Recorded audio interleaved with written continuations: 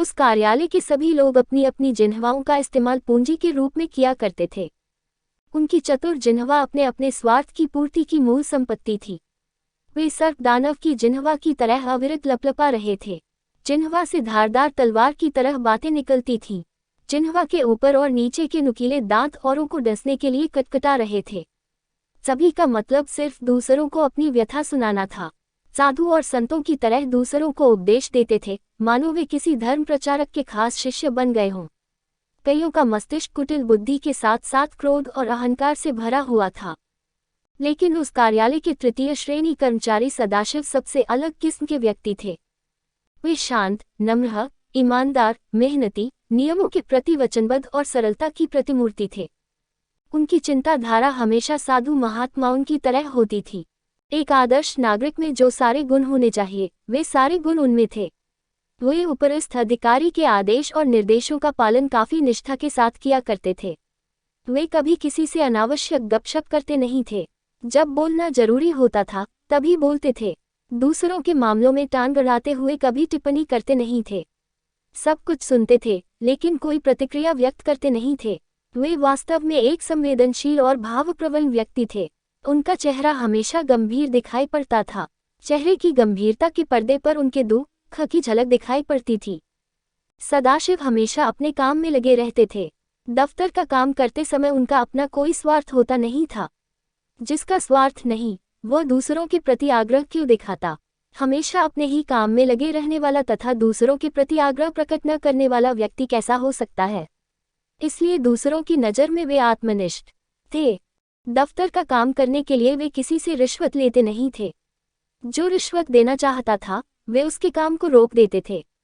हालांकि दफ्तर में दूसरे कर्मचारियों को बंद लिफाफे में मेज के नीचे से रिश्वत लेते हुए उन्होंने देखा है और कभी कभी उसका विरोध भी किया है।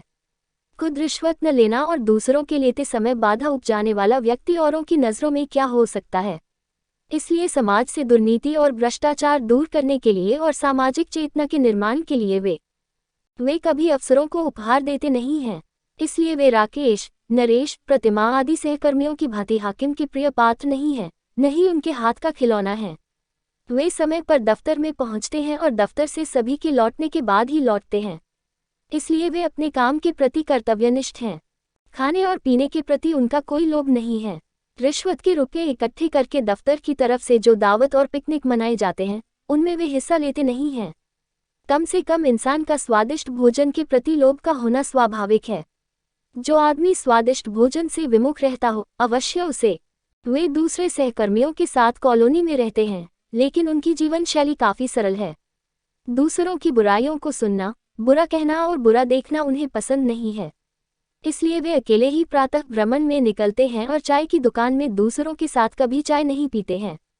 औरों की नज़रों में उनकी गिनती सामाजिक प्राणियों में होती नहीं है, इसलिए वे कभी दफ्तर की महिला कर्मचारियों से दांत निपोरते हुए बतियाते नहीं हैं। उन्हें देखकर दूसरे पुरुष सहकर्मी जिस तरह उन्मादित होते हैं, उनमें ऐसी उन्मादना पनपती नहीं है। इसलिए अन्य पुरुष सहकर्मी बातचीत करते समय उनमें स्नायविक अस्वाभाविकता के होने का जिक्र करते हुए हंसी मजाक में उन्हें किसी सेक्सोलॉजिस्ट से सलाह मशविरा करने को कहते हैं। चूंकि यौन जैसे संवेदनशील और गंभीर प्रसंग को लेकर वे अपने मित्रों के सामने किसी प्रकार का आग्रह प्रकाश करते नहीं हैं, इसलिए वे कभी अपने अफसर को न मुस्का मारते हैं न उनकी खुशामद करते हैं। किसी के पास वे कभी भी सहायता की भीख मांगने जाते नहीं हैं, परंतु हमेशा दूसरों को सहायता पहुंचाने के लिए तैयार रहते हैं। अफसर के पास फाइल लेकर जब वे जाते हैं तब ये सोचकर कि कहीं भूल चूक न रह गई हो, वे तनिक अधिक सीरियस, नर्वस और गंभीर हो जाते हैं। अफसर ने कभी उनके चेहरे पर मुस्कुराहट देखी नहीं है, इसलिए वे हाकिम की नज़रों में एक भिन्न किस्म के। जिस दिन उनके विभाग की प्रमोशन लिस्ट निकली उसमें सदाशिव का नाम नहीं था। सभी आपस में फुसफुसा रहे थे कि पागल का प्रमोशन नहीं हुआ है, बेचारा मटियामेट हो गया। फिर भी वे स्थितप्रज्ञ थे, इस पर उनकी कोई प्रतिक्रिया नहीं थी। लेकिन पत्नी के दबाव में आकर वे मजबूरन हाकिम के पास दुखड़ा सुनाने पहुंचे। कहा, सर, मुझे किस अपराध की सजा मिली है? सभी को प्रमोशन मिला, लेकिन आपने मेरे नाम की सिफारिश नहीं की। क्या मैं अच्छा काम नहीं कर रहा हूँ? हाकिम ने कहा, सिर्फ काम और ईमानदारी जीवन में सब कुछ नहीं है। सबसे बड़ी बात है व्यक्ति का व्यवहार। सदाशिव ने पूछा, सर, आप मेरे व्यवहार से संतुष्ट नहीं है क्या? उद्धरण चिन्ह। हाकिम ने समझाया, हाँ, दफ्तर के और लोगों से आपका कोई मतलब नहीं है। आप हमेशा गंभीर रहते हैं। आप एक आत्मस्वार्थी, आत्मनिष्ठ और आत्मनिविष्ट व्यक्ति हैं। अर्थात हमेशा आप सिर्फ अपने बारे में सोचते हैं और अपनी ही चिंता करते हैं। सदाशिव ने उत्तर दिया, आपको कैसे पता चला कि मैं हमेशा सिर्फ अपनी ही चिंता करता हूँ? बड़ी बात यह है कि मैं सरकार के लिए और देश के लोगों के लिए क्या करता हूँ। बड़ी बात यह नहीं है कि मैं क्या सोचता हूँ। हाकिम ने कहा, मैं तो वही बात कह रहा हूँ। काम करने से क्या होगा? आपके चेहरे पर कभी किसी ने मुस्कान देखी है? मुझे नहीं पता कि आप किस दुनिया में जी रहे हैं। खुद को सुधारने की कोशिश कीजिए।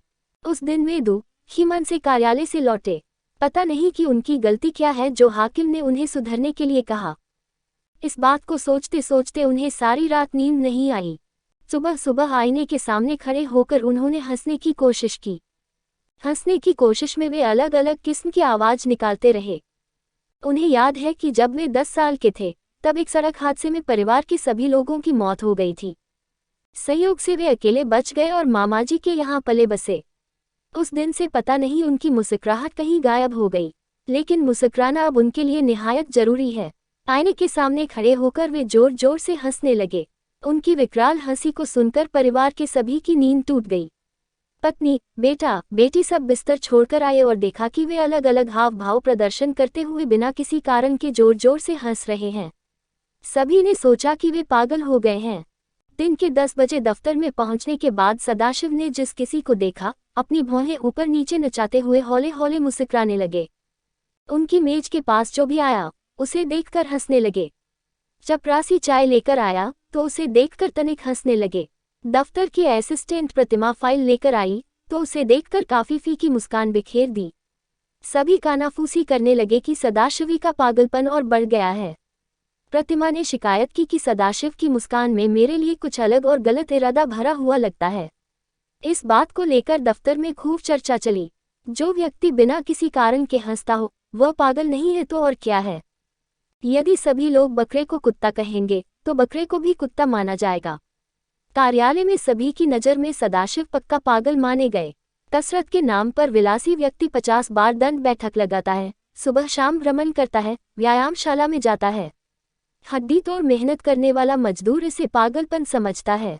पागल की बदनामी को ओढ़कर सदाशिव जीने के लिए मजबूर हुए। विभाग को मिलने वाले एक प्रकल्प के काम में भ्रष्टाचार का सुराग पाकर एक दिन अचानक विजिलेंस वालों ने कार्यालय पर छापा मारा। भ्रष्टाचार के आरोप में हाकिम बाबू के साथ राकेश, नरेश, प्रतिमा से पूछताछ हुई और उन्हें गिरफ्तार किया गया। उस दिन उनके सामने सदाशिव ठहाके लगाते हुए हंसने लगे। खिलखिलाकर हंसते हुए देख उन्हें हाकिम ने चुप रहने की ताकीद की। सदाशिव ने कहा, सर, मैं हंस नहीं रहा था, इसलिए आपने मुझे पागल की उपाधि दी थी। अब हंस रहा हूँ, इसलिए मुझे पागल कह रहे हैं। नारी सहकर्मी के स्नेह सौहार्द के लिए आप पागल हैं, रिश्वत लेने के लिए आप पागल हैं, आपको मस्का मारकर प्रमोशन लेने के लिए और लोग पागल हैं, दफ्तर में देर से पहुंचकर जल्दी जाने के लिए सभी पागल हैं, सरकारी कार्य के प्रति प्रतिबद्धता न रखते हुए बिना काम किए तनख्वाह पाने के लिए भी सभी पागल हैं, सरकार की दौलत को लूटने के लिए सभी पागल हैं। सर, बताए कि सचमुच पागल कौन है? मुझे पागल समझते हुए सचमुच आप पागल हो गए हैं। मैं आपकी तरह पागल नहीं हूँ। उद्धरण चिन्ह। फिर वे कार्यालय में उन्हें सौंपे गए काम में मशगूल हो गए।